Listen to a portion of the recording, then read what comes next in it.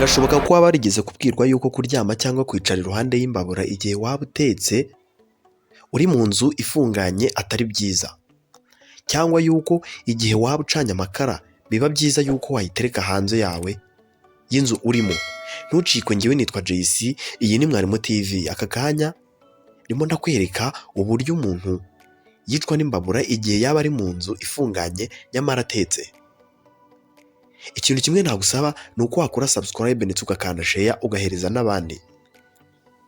Ubusanzwe imbabura icanye amakara cyangwa iyo yaka aba ari gusohora hanze umwuka witwa carbone monoxide. Uwo mwuka uba wabitswe muri cya gihe amakara yaba arimo aratwikwa cyangwa atunganya. Icyo gihe umuntu azaba ari aho hafi, we azaba ari gukoresha umwuka witwa oxygene, umwuka mwiza dukoresha duhumeka. Niba ubizi, umuntu iyo arwaye cyangwa muri iki cyorezo cya COVID-19, igihe urimo urazahara cyane babona yuko ukeneye umwuka bazaguha nta wundi ni oxygene. Uwo mwuka rero niwo ufasha amaraso gutembera mu mubiri neza nta kibazo. Ubusanzwe amakara nimba akoresha umwuka wa carbone monoxide, uwo mwuka ni mubi cyane kuko iyo uhuye na oxygene ihita iburizwamo cyangwa ikaburirwa irengero. Ariko uburizwamo igihe inzira oxygene iri gucamo yabaye nto. Icyo gihe umuntu naba ari mu nzu ifunganye kandi azakenera oxygene ihagije kugira ngo ahumeke neza, ntabwo bizamworohera. Yambabura izagenda isakaza umwuka wa carbone monoxide mu nzu hose, hanyuma living things cyangwa se umuntu uri aho ngaho uri guhumeka umwuka wa oxygene nta kindi azakora usibye kubura umwuka.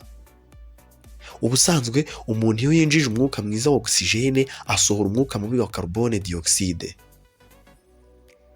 Hanyuma rero icyo gihe umuntu naba ari gusohora umwuka wa carbone dioxide ari mu nzu ifunganye, azinjiza n'ubundi carbone monoxide iri gukomoka kuri ya mbabura icanye. Uwo mwuka nugenda ugahura n'amaraso, ikintu azayikorera nta kindi, azatuma ya maraso avura ahagarare kugenda, mbega umuntu amere nk'ufashwe n'ikinya. Icyo gihe carbone monoxide iyo igeze mu mubiri ica intege amaraso, igatuma atabasha gutembera.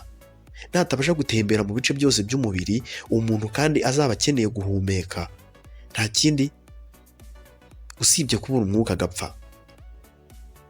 Iyo niyo mpamvu bazakubwira ngo nimba ucanye imbabura yigerageze usohore hanze,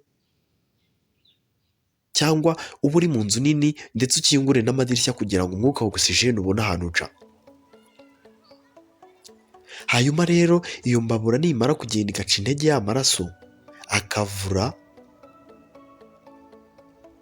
imbaraga wakoreshaga uhumeka uzazibura.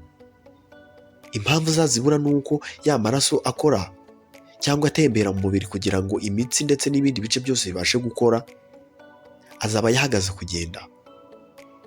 Icyo gihe hari ibice bimwe biri mu gice cy'igihaha cyangwa mu bihaha bizatangira guhagarara, utuyunguruzo dukoresha twinjiza umwuka hanze tuvana hanze tuwinjiza, icyo gihe tuzangirika.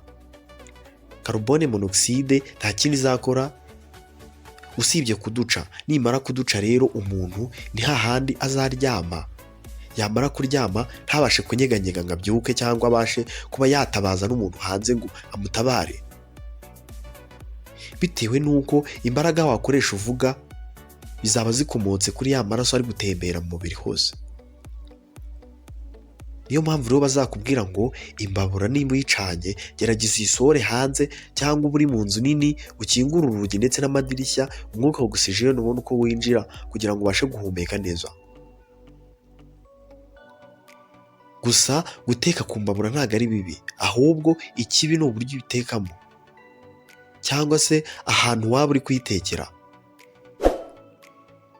Inzu uzaba ukoresha uri guteka cyangwa se ahantu uzaba uri hazagusaba kuba hagutse ku buryo oxygene izinjiramo izaba ihagije, ku buryo iyo mbabura itazabasha kuyikusanya yose ngo igucure. ntucikwe, njyewe nitwa JC, iyi ni Mwarimu TV. Kora subscribe niba utarayikora ndetse ukande share uhereze n'abandi.